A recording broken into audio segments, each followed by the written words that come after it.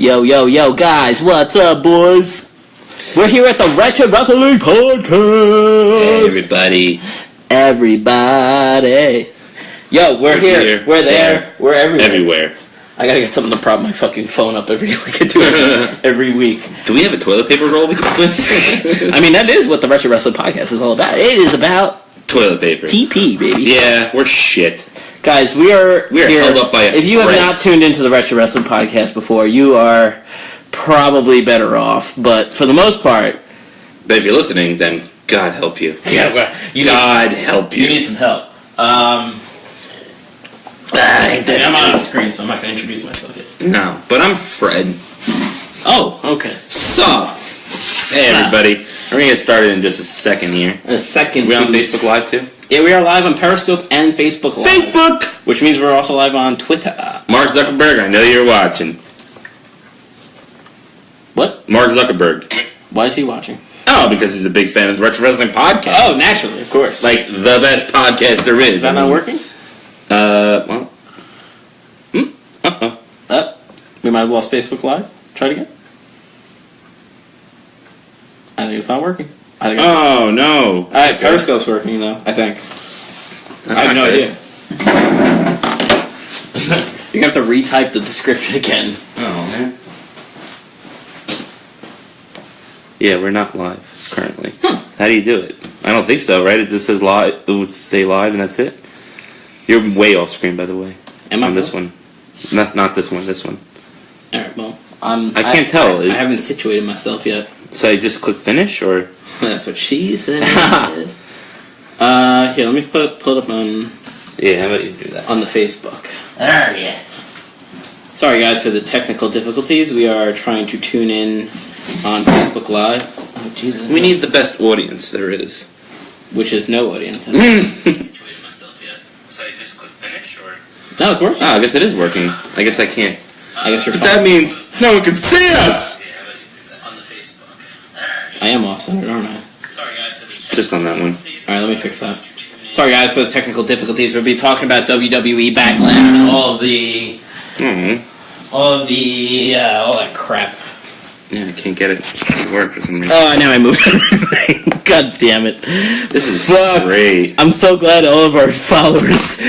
We had a couple followers on Periscope. Come on! And they're all gone. We need anything we can get here, people. They all left already. They're like, oh my god, it's definitely not fake titties, so I'm not watching this shit. Maybe I'll show you my fake titty. No? Not yet! I'm gonna tease you! Oh, Jesus, the worst. Worst podcast, no setup. See, the thing can I get the feed from my phone on Periscope? Yeah, I probably can, right? The Periscope app? Yep. Oh, shit, what did I have to log in? Oh, no. No, just go to Twitter. Go to Twitter? Yeah, go to Twitter. Oh, my God, this is so bad. Alright, what do I do? Just go to our Twitter feed. It should be the current post. Oh, there we are. But now we can't see the Facebook Live feed. So, sorry for our Facebook Live feed, but we're just not paying attention right now. Cool, right? Cool. Alright. God, I sound so gay. Alright, guys. Ain't that the truth? Thanks for tuning in. Sorry for the technical difficulties. We are ready to start the next episode of the Wretched Wrestling Podcast, where we will be talking about WWE Backlash and all of the shit. Yeah. No shit. No, I just kind of trailed off there. Just about Backlash. I had nothing else to say about that. Backlash! Definitely an inside joke between me and Craig. Right, this is great for the masses out there. Yeah, for the one people. The one people out there. Alright, guys, we're going to go live with the actual episode of the podcast. So we'll try to catch in with Facebook Live later. You know. Hello, everybody, and welcome back to the Wretched Wrestling Podcast. Sup, bro? Yo, it's your boy Fred. How you doing? Yo, it's your boy Craig. We're here with the Wretched Wrestling Podcast, episode 47. We're here to talk about WWE Backlash. 4-7. Fuck you. 8-9 días. Okay. Yeah. Fred can count in Spanish. Great. That's my door. We are here to talk about WWE Backlash, the aftermath of Backlash, or you could say the Backlash of Backlash. Oh, I was taken aback. And the Raw and SmackDown that have ensued and since. We're going to talk a little bit about Extreme Rules and a little bit about Money in the Bank today. But Fred, how was your week? How was your week? I mean, we're doing a Memorial Day weekend. I know we're doing a rare Sunday night episode here. We never do a Sunday night episode. Was the last? I don't remember the last time we've ever done a Sunday night episode. I don't think we ever had one. I don't know. I don't really stay up too late on Sunday, but you can call this the Sunday night heat of podcasts. It's heating up in here. No, everything's been good for Memorial Day. I'll have to tell you my story later. I went to a really cool bar last night. I'm good. Oh no, dude! It just opened up. It was pretty cool. It's called Glutterby. You never heard of it? My fly's open. That's such a bad look. I was trying not to get you to notice. What is it called? Glutterby. Yeah. Glutterby. I think it's like a it's like a thing of like butterflies. Like, so I thought it was a cute name, So I was like, let me go there and stuff. That's definitely what it's about. Definitely. Glutterby. Yeah. So there was a 2-for-1 special line of strawberry daiquiris this week, and I thought it was pretty cool. So I was like, you never get to get that great of a deal, So, yeah.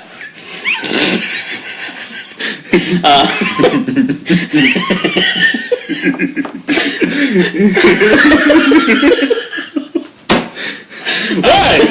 Alright, so it was fine, The daiquiris, you don't really get 2-for-1 specials on there, and usually daiquiris cost a lot, So I was like, dude, I need some sugar in me. So I decided to go. So it was great, though. Okay. A lot of guys there. That was kind of weird. Yeah, it was a lot of sausage to Puss for his shoulder.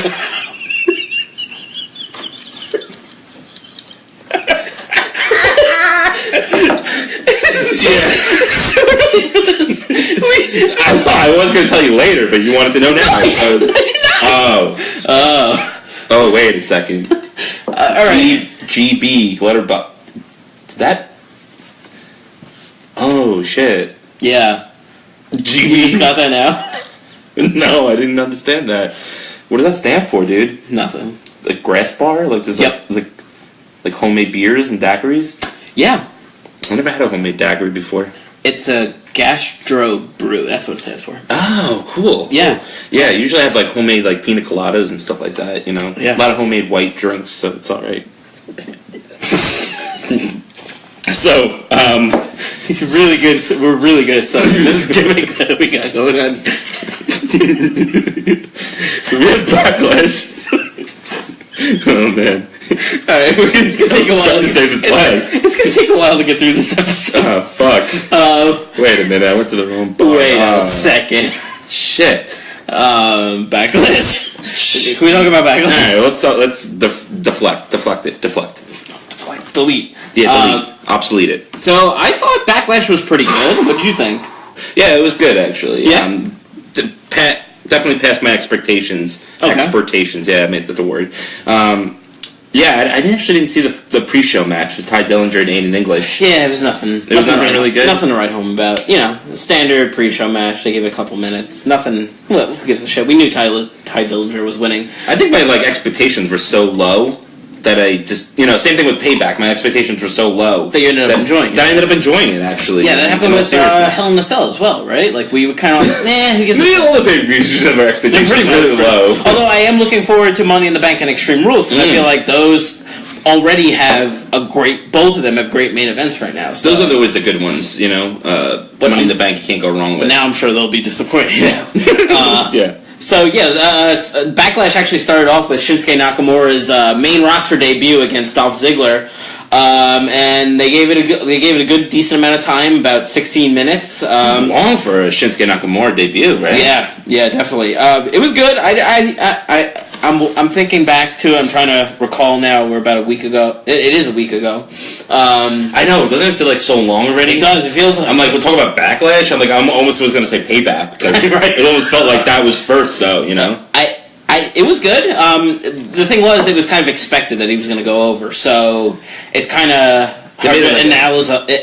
analyze the match at all because I kind of knew he was going to win. It was a good match, nothing wrong with it. Ziggler had a good showing in it as well, which is, I guess, good for him. I thought it was like very.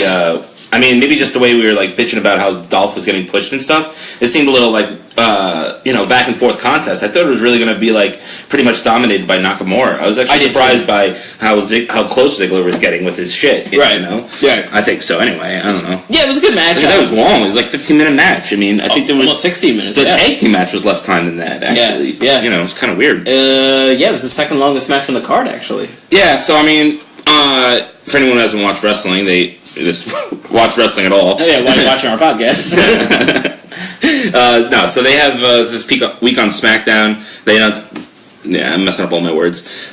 Money in the Bank is going to be the next SmackDown pay-per-view. Right. So, we'll go back and forth, I guess, but the two contestants for the Money in the Bank match so far is going to be Nakamura and Dolph Ziggler. Yeah. So it seems like they're just taking all the top feuds, and throwing them into one fucking match. Throw them in a blender, which is good because again, we were talking about this pay-per-view for the last couple weeks and kind of how it was just a bunch of meh.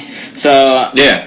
I don't know. For me, if you throw a bunch of guys in one match, that's pretty awesome. I tend to enjoy it, and WWE is always really good with the mixed man matches. So it's always good when you throw a lot of guys on top of each other. Yeah, lots of oily men with no shirts on and tights. The more men, the better. I think definitely. Yeah.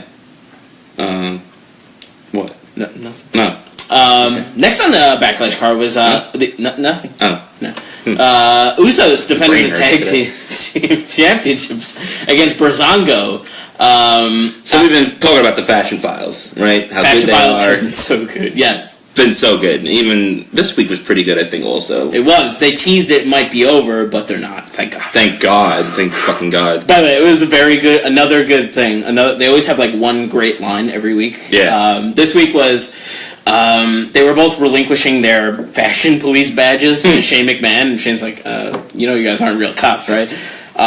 He's like, Fandango was like, I guess our day wasn't H enough, and he gave it back to me. I cracked up. Every fucking thing that Fandango says in these Fashion Files is fucking dynamite. Fucking dynamite. Dynamite! Hello. Yeah, no, it's been fucking great. I was really looking forward to this tag team match. I think we've been both big fans of the Usos since their heel turn. Definitely. Naturally so, and rightfully so. Good tag team, just needed a little shake-up. And so the match, I liked it, but I thought it was a little too much on the comedy side. Yeah, there was a lot of comedy. Tyler Breeze dressed up as the janitor for the beginning of the match, and then he dressed up as like a grandma later on in the match. Yeah, he kept switching costumes. I'm like, dude, it's a tag team title match. I guess, like, in my eyes, I'm just like, if you have something that's so big on the line, like, I still found it funny, though. Yeah, it was good. I mean, yeah. But, like, it kind of made it, like, very predictable that they wouldn't win, because they weren't going to win it in that atmosphere. Like, they would need to win it. They would need to actually win the match. Right. But, like, I don't know. I think you made the comparison a couple weeks ago that, like, they kind of remind me of Edge and Christian with, like, how ridiculously over-the-top goofy they're being.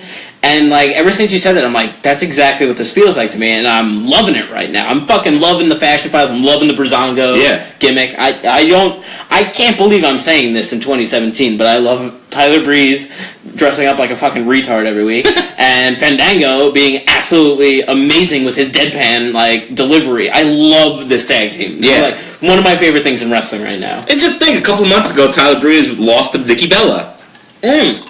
And so sit on that fucking muffin for a fucking second. Yeah. So that happened. Yeah. Little do we forget this, by the way. It's so weird in wrestling how, like, your attention just fucking goes, like, to the next direction. Yeah. And, we try to bitch about that all the time, but we did kind of, like, totally forget about that, by the way. Yeah, no, we did. I think a lot of people forgot about that. Yeah, I complained about it a lot. I mean, I had a huge rant about the whole fucking Tyler Breeze dressing up fucking as horrible Nikki Bella thing, but that was that's when Breezango was doing literally nothing, so this was absolutely fucking insane that this actually has somehow worked out where this tag team is actually doing stuff in the ring, getting television time, and they're executing. They're going out there every day, going out there every week, and they're pulling through and having good matches, good segments. Yeah. People are really digging them right now. So, what can I say? I mean, what can you say about that? What else can you say about how good they've been? It's nice that these tag teams can kind of just, like, they can bounce back. Yeah, and Golden Truth or something. I know. Last week we totally forgot to talk about. We were mentioning all the tag teams on SmackDown. Yeah. And we totally forgot the New Day because they haven't debuted yet. Yeah. But at the same time, like the New Day, they're already over. Like they're going to be over already. Like it kind of makes sense that they're going to come in. They're going to join in on the tag team. They're going to go for the tag team gold, right? Yeah. So. I don't know. I'm kind of enjoying them not being there right now because now you're getting teams like Breezango getting a chance. Like, I almost want to see at this point, like, the Ascension. Like, let them have a chance. Like, let them have a program. Maybe, like, Breezango has, like, a 2-week reign and then they feud with, like, I don't know, they feud with, like, Ascension or they feud with somebody else. There's not many tag teams on SmackDown. But I'm just, like, I'm kind of enjoying the opportunity that the guys on SmackDown are getting to an extent. It's like a nice way of... Usually, like, when, like Braun Strowman is hurt now, and now, like, these guys, not that they weren't stars, but now they have to change plans and elevate everything. Right. In this case, it's nice where, it's the opposite, where these guys like Breezango are stepping up. They're ready to go, they're ready to step up to the plate. Definitely. And they're ready to go in there and show what they're worth and stuff. And they've always been talented. It's just that they're fucking thrown into fucking absolute garbage. When you lose to Nikki Bella... That's bad. Yeah. That's fucking horrible. That's bad. And that's good. And now they're, so, I mean, obviously they're going to get a rematch at some point. That's good. Sorry. Thank you, Evil Krusty. You forgot to turn the switch out the good. I love you, Homer. Can't be an episode of WWP without a Simpsons reference. That'll always be some Simpsons specifically Krusty. Hey! Nice. Thank you, sir. Alright, let's jump ahead on the card. Yeah. So we had Sami Zayn versus Baron Corbin. Now this was the one match that you and me didn't agree on the pre-show. Yeah. Fred got it, man. Sami Zayn, Baron Corbin after about 14 and a half minutes. So I'll let you boy. I gotta give you props, man. You won the prediction. Throw your props on me. Throwing them all away. I'm throwing them all away. Put your fucking prop on me. A little stretch. Waiting for that cane.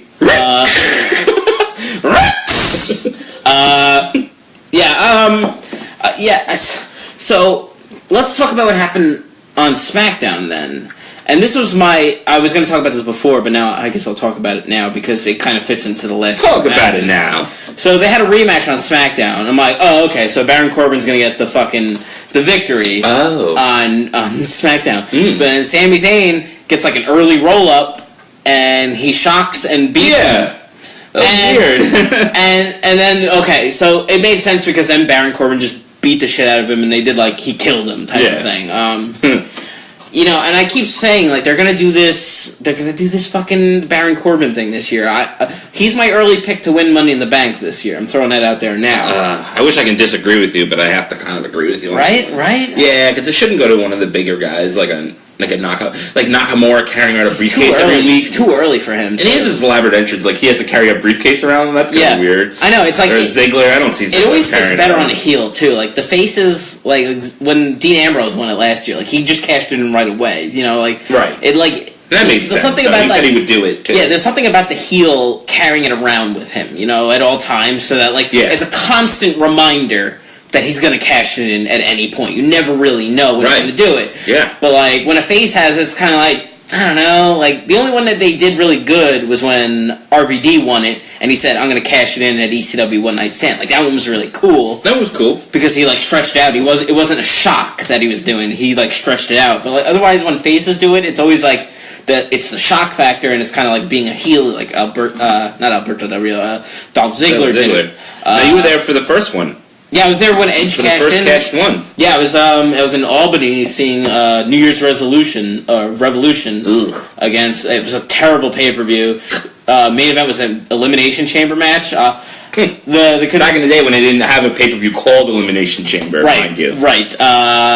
John Cena defended against Chris Masters, Carlito, Shawn Michaels, Kane, and Kurt Angle. Now, everybody thought Kurt Angle was going to win, and he was the first guy fucking eliminated. I was so fucking mad in and then Cena, the last two guys in the match besides Cena were Carlito and Chris Masters. So it was everyone in the arena knew as soon as Michaels got eliminated, we're like, God damn it! The whole arena was shitting on the pay-per-view. Yeah, totally. And then Edge cashed in, and the place went fucking bonkers. So, but that's the fun of Money in the Bank. So I'm almost looking forward to Money in the Bank. I'm already looking more forward to Money in the Bank than I am. Then I want to even recap Backlash at this point because I don't even care. But anyway, yeah. So I went on tangent. Hey, we can talk about whatever we want. So we did the Sami Zayn got the rematch and he beat him again and then Corbin killed him. But he did a quick roll up. Now, Fred, you remember my rant on roll ups, right? Like how it's overdone. Yeah, but that was to much of their credit, they haven't done it that much lately. Yeah, except on SmackDown, they did it 2 more fucking times. when the Usos both lost singles matches in roll-up fashion to Tyler Breeze and Fandango, and then defended their tag titles later. Come on, 3 in the same fucking show. Really? 3 fluke rolls. Oh, it's a fluke. 3 flukes. Fuck you. That's bullshit. It's bullshit that it always happens on the same show. I was going to try to defend it, and then you were just like, it happened 2 more times. Like, oh yeah, right. It was so bad. Roll-ups, really, it's always a roll-up. I don't know. It always seems so fucking far-fetched. It's alright once in a while, but you have 3 of them in one show. 3! In a 2-hour show, mind you. Right. Or it doesn't matter what type of hours there are in it. But there's a lot of roll-ups. Take a DQ finish. Why the fuck not? I mean, why not? Yeah. It was funny because I watched it on YouTube. The show, and it's kind of funny because they have it all in high-pitched voices. So Baron Corbin's like, "Sami Zayn, I'm gonna get you," it's 1.5 speed. So okay. So it's goes a little faster. Yeah. Yeah, they're high-pitched. Their voices are more high-pitched. So it's funny with Bray Wyatt. I'm the eater of worlds. I really am. He sounds like fucking from South Park. As far as I'm going with this. I'm fucking fat. So usually I try to skip through the entrances at least, and then as soon as I do it, I start Sami Zayn pull up the upset winner. Whoa! I'm like, wait a minute. I'm like, did I over skip this part a lot? And no, I just realized that the match was over in 2 fucking seconds. And for the Usos matches, the 2 singles matches, it kind of made sense so that they would be pissed and they yeah, we'll beat you and we'll put the titles on the line. That made sense. Even if they did just those 2, I would have been all right, that made sense because then they got pissed and defended the tag titles. But then Sami Zayn did it right before that. And fucking beat him in 2 seconds after taking a 15-minute match the night before. Fuck you! Yeah, fuck you! I hate when they do that shit. Anyway. Really stupid. Let's go ahead. This was the only match we both got wrong. I almost had a 100% record. Oh, no, technically I didn't because the main event I predicted. But we didn't get to that part yet. But this one I thought was going to really be a no fucking brainer. The welcoming committee beat the fucking team of... The committee? I can't say the word. I don't know why. The welcoming committee... Sound like me now. Defeated the tag team of Charlotte, Naomi, and Becky Lynch by submission. Very decisive victory. I thought there'd be some cheating involved. What victory? Becky Lynch, I think, got tapped out to the sharpshooter? Yeah, I think so. It was definitely wrong on that. I think so. No, it was definitely Natalya getting the win, so... Yeah, so I think it had to be that. And I just, kind of fell out of nowhere. I mean, the match was the match. I don't know. I don't know. I thought this was going to be the worst match on the card, besides Luke Harper and Eric Rowan, but, I wasn't really going to go in. I will go ahead and say it was the worst match on the card, because who gives a shit about a fucking tag team match? And I don't even think... Hold on a second, people. Hold on. Now, Craig, you may be able to correct me here. Yep. I don't even think Tamina had a fucking offensive wrestling move. Yeah, what the fuck? Why can't they let this girl wrestle? I don't get it. She's wrestled in the past I'm convinced she doesn't actually wrestle. She has wrestled, though. No. She has. When she first debuted on wrestling, I'm not trying to be ill-factual, but she really did wrestle. She can at least do a super kick. I do know that. Now, wait a minute. We're wrestling fans, so we only have a mental capacity of 3 months. So, who is Tamina anyway? Oh, Tamina is the daughter of Jimmy Snuka. Oh, Snuka! They like to remind us every fucking 10 seconds, when she first debuted. Oh my god, that was so annoying. Yep. Great. Sorry, we need ice for our warm beers. Yes. So I was looking forward. I'm like, oh, Tamina finally wrestled. Right. By the way, anyone on Facebook Live, we can't see the screen in front of us, but like we have a problem getting the live feed on my phone. So if you're commenting, we have no fucking clue. Yeah. You can say whatever you want to us, but we can actually go back and read it. Periscope, we can only see what they're fucking telling us right now. Which is nothing. Which is... 0 to 0. How many views do we have? Let me count them. 1, 2, 3, carry the 4. 0. No, we have none. So, yeah. Memorial Day weekend, what do you expect? And then what did they do? They had a rematch on SmackDown. Who gives a shit? It was like a 2-man tag team as opposed to a 6-man. But where do they go from here at this point? What's the game plan? Now, I've heard... It could be like a stupid, shitty rumor on Twitter. I have fucking no clue. That they were going to maybe do a Money in the Bank match for the women's championship. I heard the same thing. Now, that would be interesting. Well, I heard they were going to do 2 women's matches at Money in the Bank. They're going to have the title match. Because next week they're doing a Fatal 5-Way elimination match. Can we have even numbers? What happened to even numbers anymore? There are 6 people, women actually, that can actually wrestle. Well, by the way, they don't have a Fatal 5-Way. Well, Naomi is the champion, so she can't fight a number 1 contenders match to beat herself. Naomi versus Naomi. Naomi won. Fuck. Fucking hate Naomi. I'm glad Naomi lost. I'd love to see her wrestle herself. Right. Get it? Yeah, we got it. Masturbating? Yeah, no, I got it. Oh, okay. Yeah. Mm-hmm. Take a swig of that. Yeah. I had a good one. Yeah, and again, we talked about this last week. Sorry, went down the wrong pipe. They have the option of doing like a heel turn from Charlotte here. Yeah. But I don't know if they're actually doing it at this point. No, I don't know. It seems like they should have done it. It's so weird because the 2 best women's wrestlers in this SmackDown division are Becky and Charlotte, yet the champion is Naomi, and all 3 of them are faces. So how do they get the title off of Naomi at this point? Because I mean, do you see Natalya holding the SmackDown Women's Championship? Because she's the only one who could win it at this point. Yeah, Carmella and Tamina definitely aren't. I mean, Tamina hasn't even wrestled, so I'm still not sure if Tamina's an actual wrestler. Are you sure she's even there? I haven't seen her wrestle. Wait, how do you say her name? Is it Tamina? No, Tamina. Is it like stamina? Yeah. Stamina. Like she's got a lot of tamana. Yeah, so Natalya, Carmella, and Stamina are a really shitty tag team. Let's move on. Let's talk to... No, but I had a thought. Oh, you know, it was kind of funny with, like, when you're talking about comparing Charlotte and Becky to Naomi. Remember when they had, like, when they first came up and they had PCB or, you know, PCP, whatever the fuck they called PCB, it? Yeah, they had, like, Paige was leading this Divas Revolution. Yeah. Then you had, like, Charlotte, Becky, Sasha, like, all these people that are so much better than Paige, and it's like, you're kind of like, Paige, just go on the side corner. Let them do their own thing. Can you fuck off a little bit? Yeah, can you fuck off and send them nudies around? Yeah, just go fuck off Xavier a little bit. Yeah, it's weird. I don't know where the SmackDown division's going at this, but the women's division is going at this point. It feels like I almost feel like one of them have to turn heel because the heels are so fucking bad. Natalya is so fucking washed up. Carmella is so fucking green still. As much as I love her, she's very green. And Tamina hasn't wrestled more than 3 matches in the last 7 years, so I don't even know if she can. I mean, is she paralyzed? She might be paralyzed for all I know. Has she actually wrestled? I don't know. I'm not sure. She could be a fan every week. You don't even know.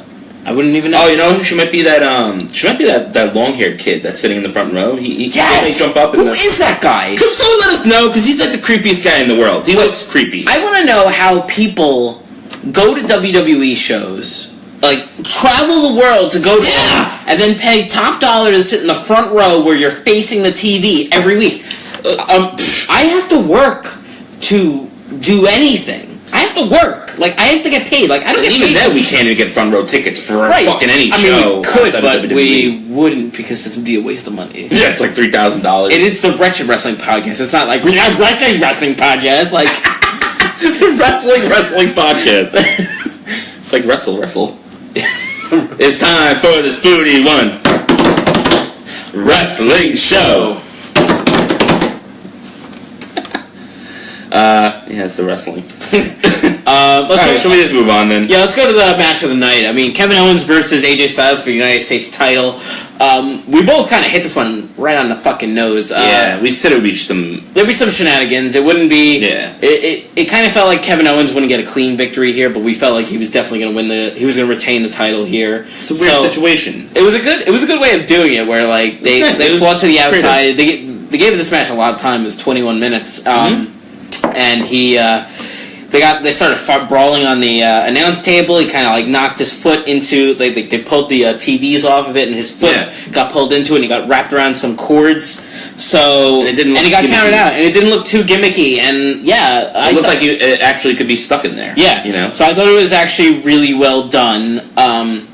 But at the same time, to play devil's advocate here, why have a match of this magnitude on a pay-per-view that is lacking star power and lacking significant matches if you can't have a fucking significant victory in any of these... this is the thing. What did it do for anybody? Exactly. What does this do for anybody? Kevin Owens gets like his little cheap heel heat, he doesn't need enough heel heat. He has enough. I mean, he has enough. America. He's got the Face of America gimmick already. He doesn't need more. He's had enough heel heat forever. He doesn't need more. Right. It's just what does it do for anybody? This is my problem with what's going on in WWE now, is that they do this all the time. They throw these guys in these circumstances where you go like, well, he's not going to win that title, and you're like, yeah, but the other guy's so much better. It's like, DQ finish, or shenanigans finish, or countout finish, or it's gonna be the ring explodes finish. Like that. If that's your end game, if you can't even get to a point where you can put somebody over somebody else, even if it's somebody of AJ Styles' caliber who shouldn't really be losing, but in this circumstance he should be, then why even have the match at all? Why even have this fucking match? If you can't put over Kevin Owens cleanly, I get he's a heel, but I mean, then why even do it? Because if the roles were reversed, say AJ Styles was the U.S. champion, and say Kevin Owens was the guy who couldn't win the title, he was just too above it, they would have done a complete opposite type of thing, where some other heel would have interfered on the behalf of the heel, and they would have gotten DQ'd. They would have done that. So why even have these matches? Why do they do this? Well, that's the thing we said last week, was that they're put in a situation where no one was going to be a winner. Right. Saying pinfall winner. I'm saying character winner. Owens can't lose because he just fucking got the title 2 times in the last month. And he's already started his rematch with Jericho, doing the highlight reel. Yeah, the playing the scenes. Yeah, and you can't have Styles lose because he needs the momentum. He's a former world champion only a couple months ago. He's the best guy on the card. He can't have the secondary title. Right, you can't have him lose. You know what I mean? I'm even a Baron Corbin fan, and I don't think that he should have beaten AJ Styles a few weeks ago or a month ago? Yeah. And they had their main event, or something, So Baron Corbin beat him clean, and I as much as I'm a Corbin advocate, I don't think that he should have pinned him that clean, and that Totally agree. Yeah, so you gotta. I know he's one of those guys that just can't. Styles is a guy that's just not gonna. How do I put it this the right way? He's way over at this point where you really don't.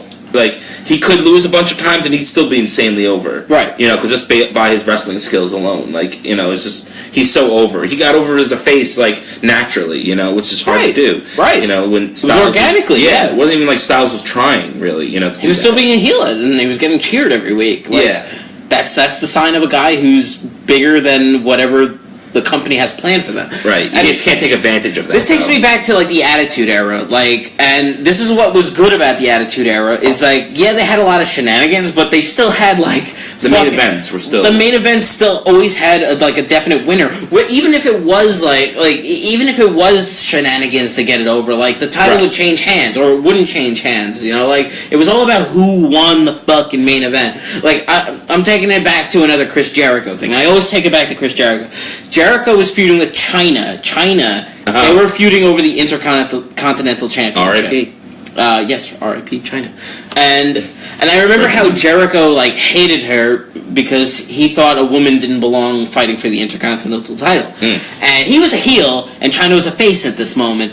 And I remember they both they joint had the titles at one point. You remember that? They both were co-champions. Yeah.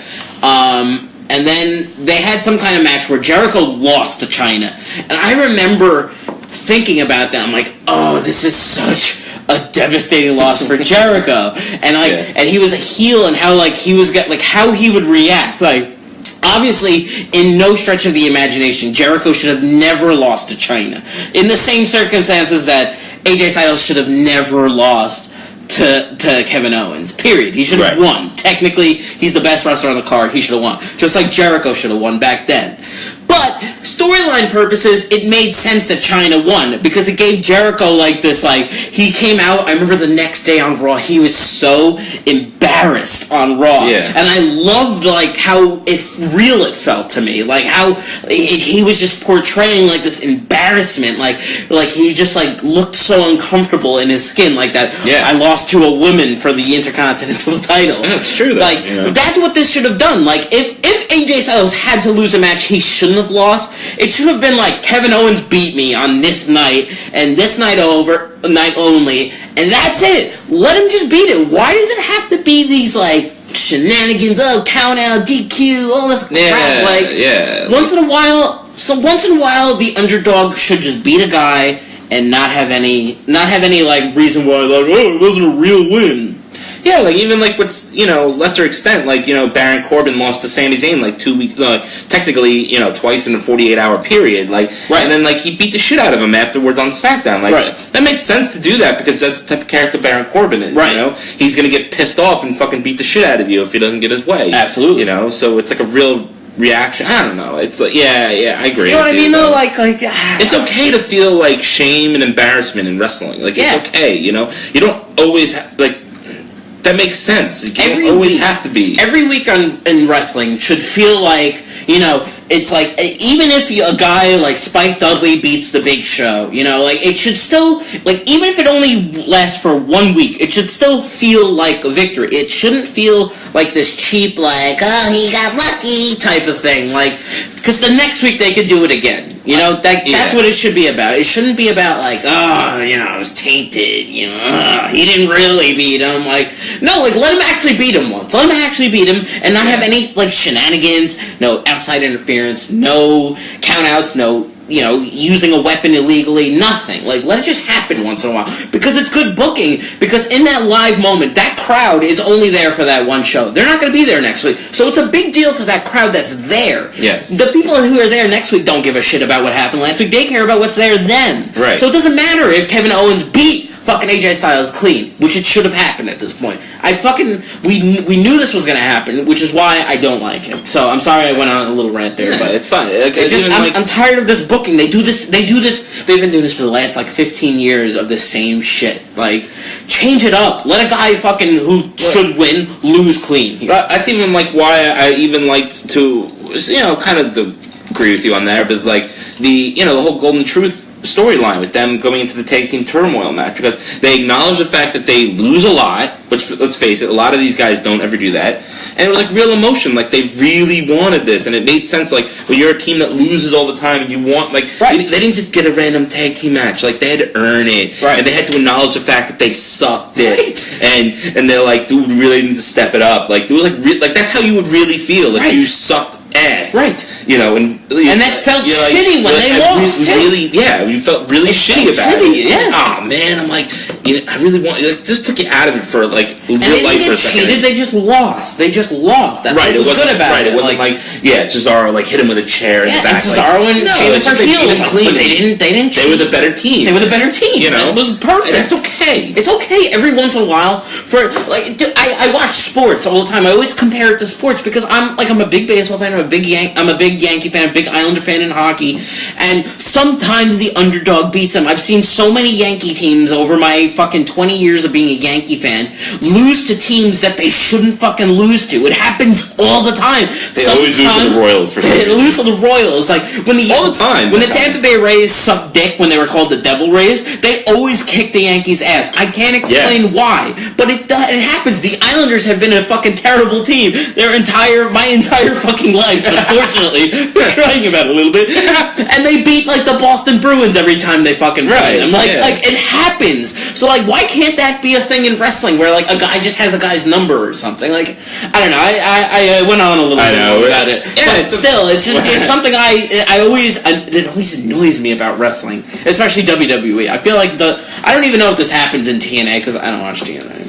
It used to be more of a bigger deal, especially like the X Division back in like the mid 2000s. You know, like things really mattered. You know, right. Or like they even had like win-loss records when they were on Fox Sports. Oh, yeah. Or they'd have like their top 10 or whatever, and sometimes it fluctuated, but like they actually did a good job with like making you care about things and stuff. I don't know, like especially back in that era. I just feel like it should feel more like a sport. Although I do want to give them some credit because on SmackDown, when the Usos said like something like they lost their 2 roll-up matches, and then they're like, we'll put the tag team titles on the line now, and then like it wasn't like the referee was like ding ding ding, there's the match. Like, okay, so the Usos are the GM now, they can make their own matches, right? But like the referee went outside of the ring. He got him like a headset, kind of like in baseball when they do like a baseball review. When He like talked to somebody on the thing. He's like, "That's good, okay. Like we could do that." And he's like, "All right, yeah." He talked to the ring announcer. The ring announcer announced it. It was like I like that. That felt real to me. That felt like that felt more like sports. Like I always relate it to sports because I'm a big sports fan. I know it doesn't apply to a lot of people out there, but that worked for me. This did not. So what else happened in Backlash? Luke Harper took on Eric Rowan in a match that had no build. The crowd was dead after the Kevin Owens AJ Styles match. They had the obligatory, that's not even a word, but WrestleMania women's match. Yeah. Right after this amazing epic match, they always have to follow it up with like right before the world title match. They always have the fucking women's match. It'll always be like Tori Wilson versus Eva Mendes, like for the SmackDown women's title or whatever. We're like, all right, let's get, This match had no build. The crowd was dead. Rowan won the week before. Yeah, so it was That was it. That was really it. Yeah. Harper beat him. No one gave a shit. And neither of them were on SmackDown this past week, so who gives a shit? I mean, what are you going to do? So, let's talk about the shock of the week. I mean, WWE Championship match between Jinder Mahal and Randy Orton. We have the 50th world champion, the 50th one. Jinder Mahal beat Randy Orton for the WWE Championship. Now, it's kind of odd because we have a situation where I feel like the internet crowd is split 50-50. We have a lot of people that are very excited for Jinder Mahal. Oh, yes, that's right. Craig was so confident that Randy Orton would retain the WWE Championship from Mr. Mahal. I find shorts. You can borrow mine if you want. No, I'm good. Oh, shit. That he said that he would eat his shorts, a la Bart Simpson catchphrase. So, those are gonna be really hard on the digestive system. Yeah, well, jorts. I already don't care about myself, so it's fine with me. Craig is going to eat his shorts. That's right, people. Now, this is my issue. Split. I think this. Well, what I was going to say before, the internet crowd is split 50-50 on this because how are they? Little denim. Little denim-y? Little denim-y. Yeah, it happens. Sometimes you got to boil them, or you got to put it under under on a grill. It's hard to go down. Yeah, that's what she said. Yeah, yeah, definitely. Nice. I can totally understand that. Like anything coming from shorts, is hard to get down. Yeah. But if you work hard enough and you put a lot into it, you can put anything in your mouth. You can get anything into your mouth. No problem swallowing it. No problem swallowing it. Yes, exactly. That's my creed in life. I think that you work hard enough and you could swallow. I don't think I need a plate. Yeah, well, the shorts are bigger than the. Maybe I'll make it a burrito. Yeah, nice. Yeah, not a bad burrito. You need some sour cream? No. Oh, okay. No. Oh. Darn. I don't want to pick it up because it's getting messy. Yeah, no, definitely. Don't say. Don't say what? Nothing. Oh, that your shorts are messy? Is that what you're not wanting me to say? Yep. Well, I think your shorts are clean. I mean, if you want them messy, we can work on that and try to get it messy for you. This is why I didn't want to talk about it.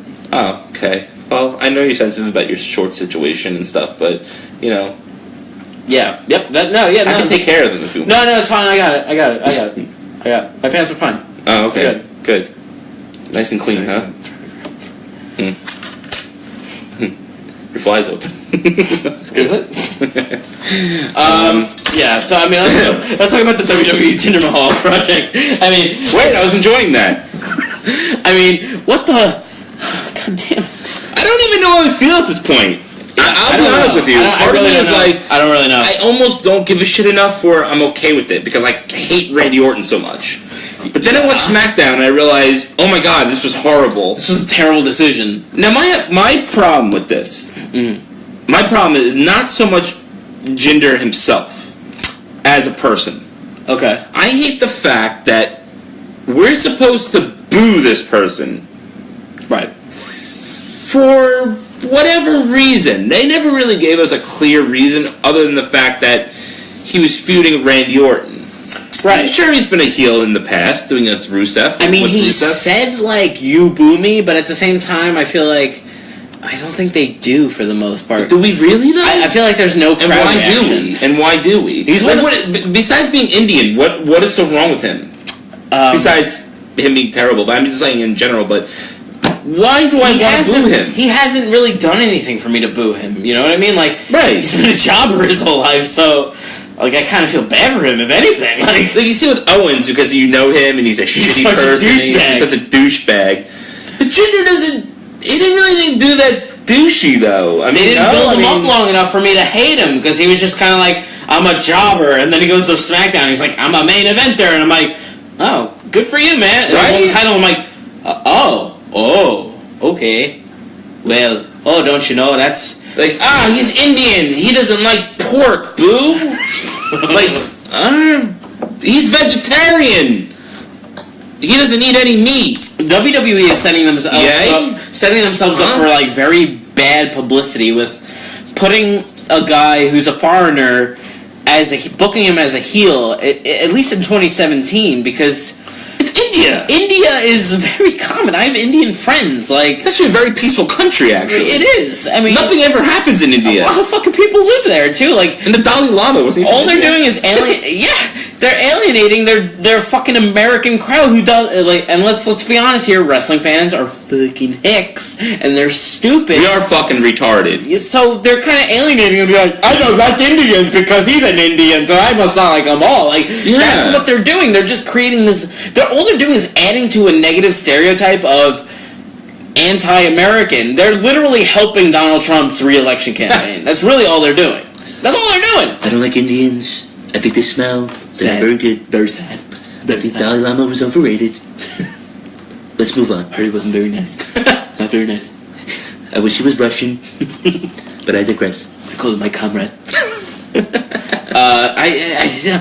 This just seems like so like out of place in this time of wrestling. Like, it's horrible. Why did they wear blankets on their head? Why did they do that? Why did they not wear feathers? Why did they? Right? That's Indians. Right? What's with the towels lately? But I digress.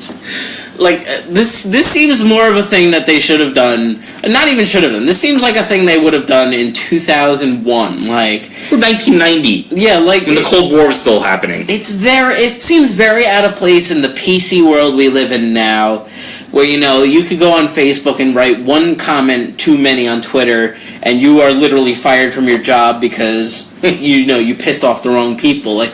This just seems weird. Like, if you want to push an Indian star, fine, but he shouldn't be a heel, and he shouldn't be cutting promos about like, you don't like me because I speak different, you don't like me because I look different. Like, that's when I start going like, I'm out, I'm tapping out. It feels uncomfortable now. It's so weird, because like, at least with like, back in the day, Muhammad Hassan, right? Was that the guy? That fucking gimmick. Right, it kind of like worked in a sense because we were in a war with Iraq, right? It was right after 9/11. He was a Middle Eastern character. He was a Middle Eastern who lived in America, so yeah, okay, I got that, But he's Indian.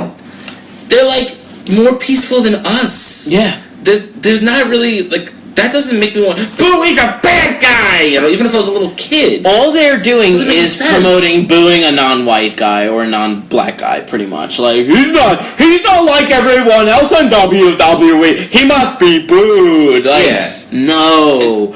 No, that's a bad sign. And trust us. If you will listen to our show or know us in person, you know that we're not fucking prude when it comes to conversations and topics and stuff like that. No. We're not like, you know, we definitely have our opinions and we're not afraid to share them. And most of the time it's fucking garbage. We throw a lot of garbage out there. We do. But this is one where I'm like, hey, I'm tapping out of this one. I know, right? You know? Well, it's also because we're both white males, so it's kind of like we're the heels, really. That's what it should be. All the white men in wrestling should be heels because we're terrible people, apparently. Yeah, we're a part of like me and Fred might be good people, but for the majority of white males out there, we kind of suck. We're not women, so we don't have feminism on our side, and we're white, not good sign, and we're males.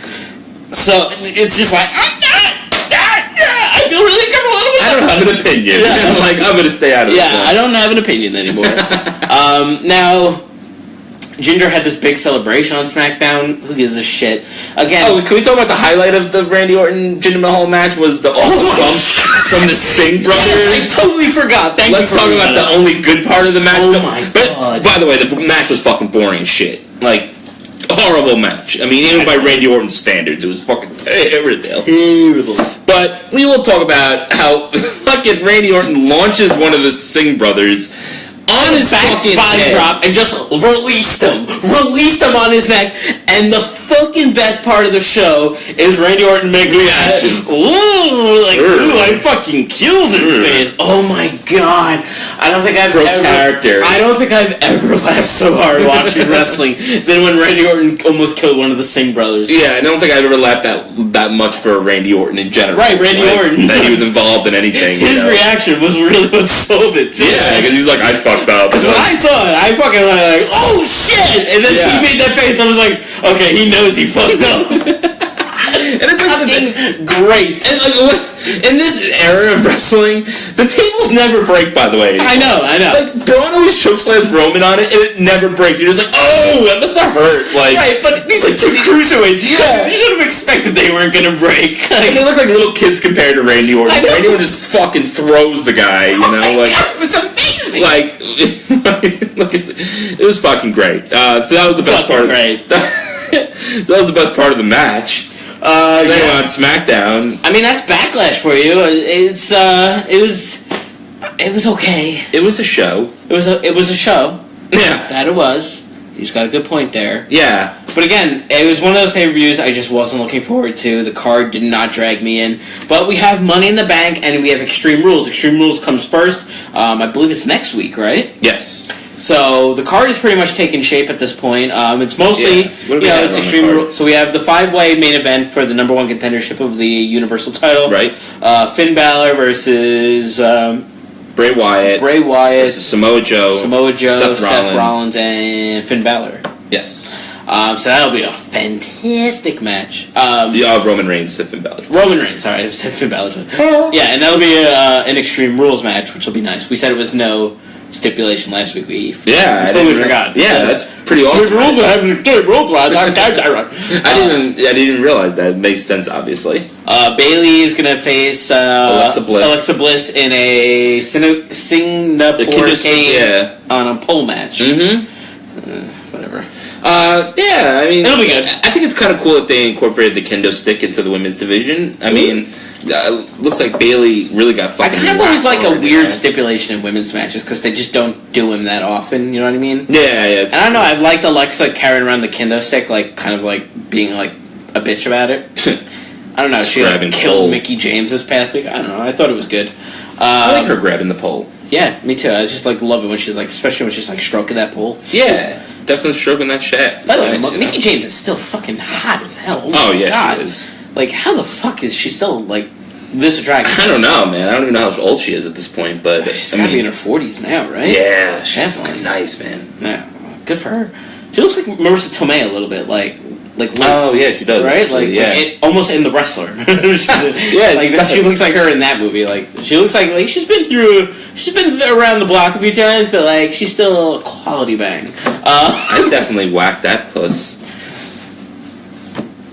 That's the phrasing you chose? That's the phrasing you went with? I'd definitely like fucking lay her down, just be like whacking that whackity slam.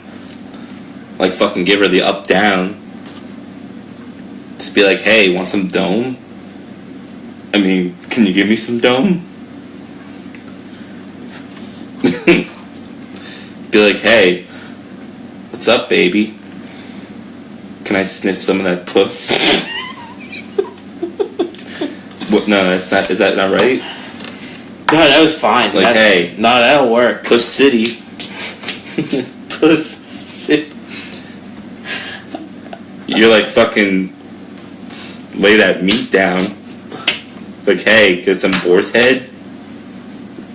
And it's like double because it's like head. Get it?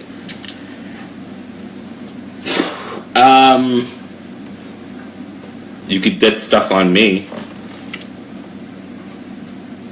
You could show me up, down.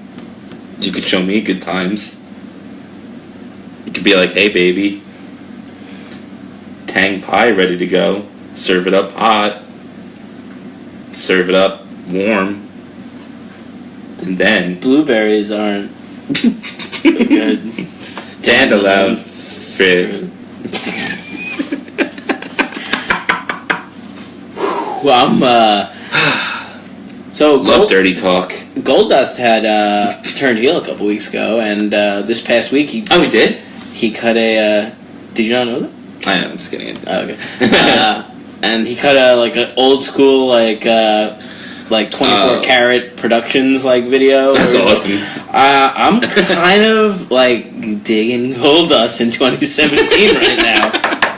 Like I don't know. No, it's actually I have been too. Ever since the promo, the tag team turmoil stuff, started getting into it, and I was like, I kind of glad that they broke up. Fuck R-Truth. God damn, he's I mean, like with R-Truth, R-Truth. I don't know. What's up? Yeah, I know. I know. I can only go so much, and then I love the. I know I always talk about this once in a while, but I love that Miz R-Truth tag team. That's probably like the last time I really cared about R-Truth. I don't think I ever cared about R-Truth. Okay. Maybe when he tagged him with Road Dogg when he was K-Quick. That was a long time ago. Anything else happening in wrestling right now? So yeah, I mean we have the main event. Dean Ambrose really didn't do anything stupid this week, so I can't really even bitch about that. Yeah. What else is happening at Extreme Rules? Tag title match. Oh yeah. They had a singles match between Sheamus and Matt Hardy, and Matt Hardy won, so they got to choose a stipulation at Extreme Rules. It was a cage match. Yeah, that'd be awesome. I'm surprised it wasn't a ladder match, but they just did a ladder match at WrestleMania, so I'm not too surprised. So that'll be good. Yeah, and then what else? Dean Ambrose will fight The Miz, but I don't know if there's a stipulation involved. Is there? Oh, there's one if Dean gets DQ'd. Right. So I kind of feel like Miz might win this one. I kind of hope he does, but it just seems like they could do a cheap. You know what's going to happen? If Maurice is going to interfere and she's going to attack Miz, and get him DQ'd. Probably something along those lines, like she'll attack Miz, and we're like, why did she attack Miz? Because he's going to win the title. That way. I feel like it's got to be Maurice, right? Like you got to throw Maurice in that. Yeah, it would almost be cool if Maurice does do that, and then originally they're about to call the DQ, and they end up kicking her out. Yeah, and then he gets DQ'd another way. That would almost gives you the double. I didn't. See, we could book better than them, right? I mean, we just came out of that out of nowhere. We're just whatever. Okay, out of nowhere. Yeah, there's a couple other matches. I can't really think of them at the moment. Might as well pull it up on this podcast. Yeah, anyone on Periscope or anything? What are the other matches for Backlash? I mean, on Extreme Rules, if anyone could help us out. Two of you. Neville versus Austin Aries. Oh, yeah, in a submission match. Oh, yeah. Okay. I'm not a big fan of submission matches, but what are you going to do? It'll be good. I mean, come on. I guess they're going to give that 5-way a lot of time, huh? Yeah, but really not. We still have a week. We still have a week to go, so they'll probably announce 1 or 2 more matches. Yeah, they have pre-show. All the title matches are set. The problem is, it's that problem that they did with the SmackDown pay-per-view last month, not this not this pay-per-view that we were just recapping now, but they threw all the main eventers in the last match. Yeah. So it's like, I don't know how much more they could go with this card unless they have another tag team match. They almost have to have a tag team match. Let's talk about Enzo and Cass. Did you see what happened on Raw this past week? So Enzo got like beat up by somebody backstage. Did they ever announce who it was? No. Okay. But he got attacked backstage, right? Somebody on Twitter pointed out that earlier in the show, when it was either Bayley or Sasha was getting interviewed backstage, that you could see the Revival walking from like one door to the other. Really? Really subtle, and I didn't even pick it up until I watched it again on my DVR, and I was like, because it happened before. Are they like way out in the picture? Way out of the picture, not in focus. It's definitely them. You can see the black jackets. So makes sense though. It makes sense. It's a good feud. That's a good way of throwing them out there, and I kind of like that they did it's them, but like only if you have a keen eye type of thing. Yeah. It's like cool that they didn't tell us who it was, so like that way you can actually find out. Like, you know, usually it's right away and you find out who happens, and they end up having a match and blah blah blah. I mean, one of them is hurt, so it's it's a good way to throw them on TV until they're healed. Like, I'm sure they're not healed yet. I think it was an ankle injury. I'm pretty sure. Right? Jaw. Oh, jaw injury. Who was it? Scott or I don't remember. Or the other one. I'm not sure. Scott or Dash, I can't remember. Yeah. But that's a good way of writing them back on the TV. I mean, because they're almost like forgettable at this point. Like not forgettable in a bad way, but like, you know, I forgot about them. I forgot about them too. You know, about that. They were only on Raw for 2 weeks before they got hurt. So. Yeah. It's a good way to write them back on TV. I've always liked mystery angles too. Like, they kind of revealed what it was, but it was really subtle. So it's kind of like. That's cool. I didn't even notice that. Yeah, no, somebody pointed out on Twitter. I don't remember. I would love to give the people credit, but I just don't remember who it was. But, like, you could clearly see it's really hard to see. It's during Sasha's promo, so if you guys still have it on your DVR, check it out. Yeah. And the thing was, it happened before they revealed that he got attacked. It was like... really? They were going to commercial with Sasha getting interviewed. And you see them walking in the back, and you're like, oh, that's weird. Why is the Revival there? And then they come back from commercial, and then they were hurt. So it's like it's not like you were looking like for clues already because you didn't know anything was happening. Oh, that's cool. So it was really well done. Interesting. I wish they would do shit like that more often. I always love mystery angles, and like when Shawn Michaels got attacked in the parking lot in 2002. It revealed to be Triple H. Like everyone, like they were accusing Kevin Nash at the time, Booker T, X-Pac. I remember like the 2 weeks around that they were like, who attacked Shawn Michaels, and then they had like a second camera angle and it revealed it was Triple H. Like, I love that shit. Like who ran down Stone Cold? Like that was one of the best storylines. Like who ran down? It ended up being Rikishi, and really fucking stupid, but it was still a fucking cool like build to that. People are still interested in it, for sure. We also saw the return of Paul Heyman this week on Raw. Pretty cool. I'm kind of wish that Brock would come back at some point, and wrestle. I wish he had, kind of a crazy concept. I understand that, but it would be nice. Yeah, it doesn't matter though because he doesn't have the title, so it's not a big deal. Oh wait, no. Hold on. Wait a minute. Wait 1 second. Wait a minute. There's a WWE title on SmackDown. What does Raw have? Is it the Intercontinental? No, that's not it. No. There's a bigger something bigger outside of the world. It's big. It's huge. It's huge. Everybody. It's huge. We're gonna make them pay for it. It's all 9 planets. Even Uranus. You get it? It's sad. It's sad. Very sad. Very sad. Deplorables. The Universal title. Right. The Universal title that Brock Lesnar has won and has not appeared on since WrestleMania. We are now in the end of May. It's almost June, folks. Brock Lesnar has not appeared once. This is why the Retro Wrestling Podcast. No promos, no set, not even a hype promo, a hype package for Brock, reminding everybody who the Universal Champion is. I'm I'm so annoyed that he's a champion. I'm more annoyed that they're already planning next year's WrestleMania where he's going to hold the title for a fucking year without fucking losing it, despite not being on the show. And that's the plan, by the way. That's happening. And he's going to lose it to fucking Roman Reigns. Like, fuck you. Just should put the title on Roman Reigns 2 months ago, and I'd be at least over it by this point. You know? Like, no, you're going to drag this out. You're going to fucking ruin my year now. Thanks for ruining my year already, WWE. 2017, we're only halfway through. It's already fucking over for me. Fuck you. Oh man, so Paul Heyman cut a promo basically saying a lot of Brock Lesnar's, laying a bunch of advocates and saying victim. Pretty much that's the Paul Heyman promo. Victim, Brock Lesnar, advocate. That's pretty much all you got from a Brock Lesnar promo, Paul Heyman promo. I don't know what to tell you, man. It's the same shit every time he's there. Whatever, cool. All right. I mean, doesn't really fucking mean anything. I don't get excited because. Is he going to be at Extreme Rules? Fred, let's hold on. Let's do the card. Carry the 2. Carry the 2. Thank you. Carry the 2. Thank you too. You get now, do I do the PEMDAS? So it's parentheses. Yeah, no. So long division. And you multiply it by 9. That's like 2. Divide. Add, and then subtract. Then if you added 2/3 to it. No, he's not going to be at Extreme Rules. What the fuck? Why? What? So why is Paul Heyman showing up? He's not showing up until Great Balls of Fire, which I'm still not convinced is even a real thing. Did I do shrooms that night? Like, is that really still the thing? Yes, we're all on shrooms. We're still on shrooms. Okay. Yes. I don't even care. I don't even fucking care. SmackDown though announced that their fucking Money in the Bank match. So that'll be June, right? The end of June or something like that. I guess. Yes, June 18th, mid-June, a little mid-June-ish. So Kevin Owens, AJ Styles, Baron Corbin, Sami Zayn, Dolph Ziggler, and Shinsuke Nakamura. Oh, what a fucking match this is gonna be! I can't wait. And then Money in the Bank match, fucking awesome. Yeah. Oh shit, we're at an hour. Probably wrap up soon. Yeah. All right. I mean, all right. We have.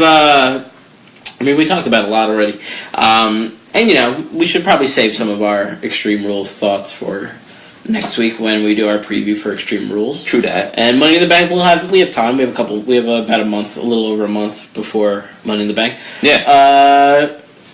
Fred, I guess let's wrap it up with doing the Wretched 5. You want to do revise Wretched 5? So sure. Alright, Fred. So our Wretched 5 last week was Randy Orton at number 1, Jinder Mahal at number 2, Vinnie Mac at number 3, 4 Roman Reigns, and 5 Dean Ambrose. Now, I want to go ahead and say, first let's focus on the guys who were on last week's list. Number 1, Jinder. It has to almost go to Jinder, right? De facto. All right, Jinder has moved up to number 1 on the Wretched 5. Now, Randy Orton didn't appear on SmackDown after losing the title. That's good. And he gained a lot of points, a lot of props for me when he dropped the guy on his head and he made that face. So I want to say like he's off the top 5. Like he's probably still in top 10, but not top 5. Maybe even Dean too. I was going to say Dean was going to come off of it too. I was going to say the same thing. Now, 2, I would even say goes to Brock Lesnar. 2? Yeah, I like it. All right. Because the fucking guy's never there. Brock. And he doesn't give a shit that he's not there, by the way. Let's not forget that he does not even give a shit that he's not there. Yeah, he doesn't give a shit. He gets paid. He gets paid to go to his one fucking show a year. Who gives a fuck? Hey, maybe I should show up. Maybe I'm close to the area. I'm a few hours away. Fuck it. Maybe I'm the champion. No, I'm gonna go bang my wife and take a shit on the title. Okay. Yeah, by the way, Sable's fucking ugly now. She's ugly. She's old. She's really old. Yeah. I mean, she's like fit. I still would, but I mean, I wouldn't be like, okay, look, I'm dating Sable. It's like cool in 1998. Like, definitely bend her over and show her the 50 states. 3, 4, and 5. Now, does Roman still make it? He didn't really do anything too bad this week, honestly. I would almost like... I almost want to leave him off of it. What do we got here? We need like more people. I would go... I feel like I just had somebody too. Shit. Now the Natalia make her way back in. She did beat Becky Lynch. Yeah, that was tough. That was a tough call. I'm wondering what we should do here. Maybe we should just not do it. Yeah, okay. What about Elias Sampson? Elias? He was okay. He's there? Alright. Sasha? I think Sasha belongs. You think so? right. I mean, I haven't really been following her, so I don't even really know. That's the point. I mean, like. Oh, okay. No, okay. No, I don't know. No, you're not thinking. It's got to be unanimous. I wouldn't even put Bray Wyatt maybe somewhere in the. He got this promo like this on Raw, and it was so babbling and so retarded that I'm like, I don't even like. He's so not even a good character anymore. Like, he used to have this group of people. It used to be like. I'm just gonna go on a limb and say Vince just retains his spot third week in a row. All right, Vince is just de facto number 3 on the list. I would put Bray Wyatt at like 5. Yeah, Bray Wyatt. He just was like just fucking god awful this week. He's got to start bringing it this week. He's got to start bringing it soon. Yeah. Who goes to number 4? I know, it's tough. I mean, who do you even put there? I'm gonna go with Enzo because he's so fucking cartoonish. When you notice that he got beat up, right? It's kind of bothered me. I don't think it bothered anyone else, but he got beat up, right? And they're like, Enzo, you there? He's completely knocked out cold. Yeah. Like, not even like, what? Yeah. Whatever. And then like 2 minutes later, they come back from commercial and he stands up, he's like, Doc, I don't know who hit me, duh. You know, and I'm like, he just was like knocked out cold, like in a coma, basically. Now he's like, no medical attention. He's like, yeah, someone hit me, and like, so I'm just gonna put it for their lazy booking. All right, that's fair. You know what? I'm gonna take Bray Wyatt off for you. Oh, okay. And I'm gonna change it to the writers. Well, then they're always gonna be on the list. They just made the list. Only because of like the fucking thing with the roll-ups. The roll-ups and not letting a fucking guy lose a goddamn match cleanly. So here's our revised Wretched 5 this week. It's on the week because we don't have our marker. It's Jinder Mahal at number 1.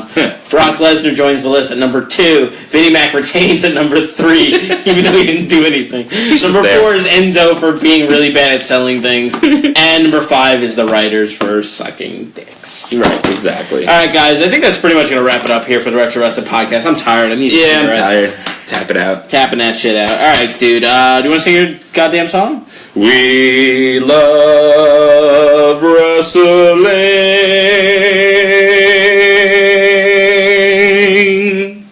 For the most part. Yeah. True that. So, see y'all next week. Yeah, see. And that's the deal, and it's for real. Trademarked. Definitely. Something else. Seriously.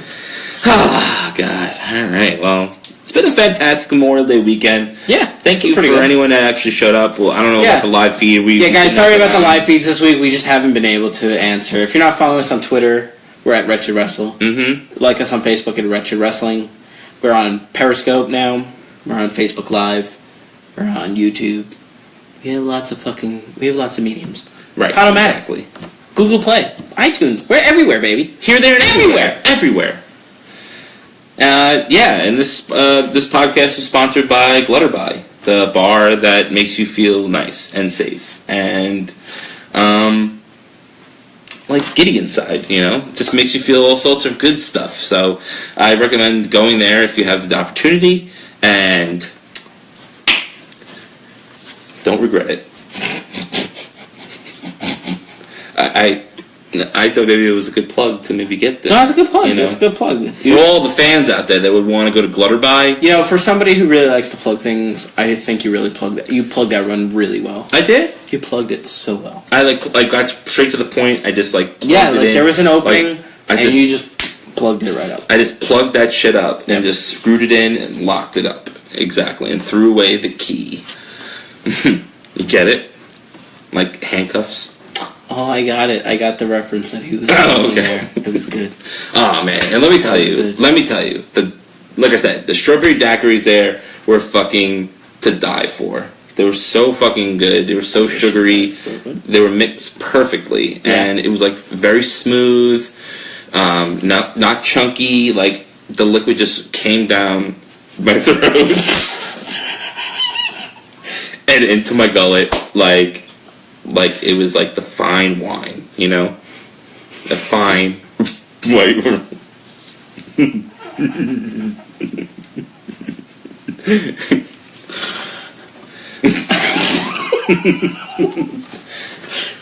And I thought that the bar, like, get it like GB, right? I thought it was like, because there were like a lot of, okay, I'll admit, there were a lot of guys there, you know? Yeah. I wasn't really that happy about it, you know? I was like, alright, I'll deal with it. But a lot of them are wearing glitter. And, like, I guess, like, maybe they have a dress code where, like, you don't have to wear your shirt if you don't want to. Yeah. So it's like one of those bars where you're like, you can't wear a hat, you know? Like, you can't wear a hat, or you don't have to wear, like, a shirt or something like that. Yeah. So, I was like, man, no rules. No drools. You know, like, I was, like, really happy about that. So, that was cool. Like, I'm glad I had a good time. Everybody was really nice to me there at Glutterby. It was really nice. Yeah. I mean, you know, I got mine.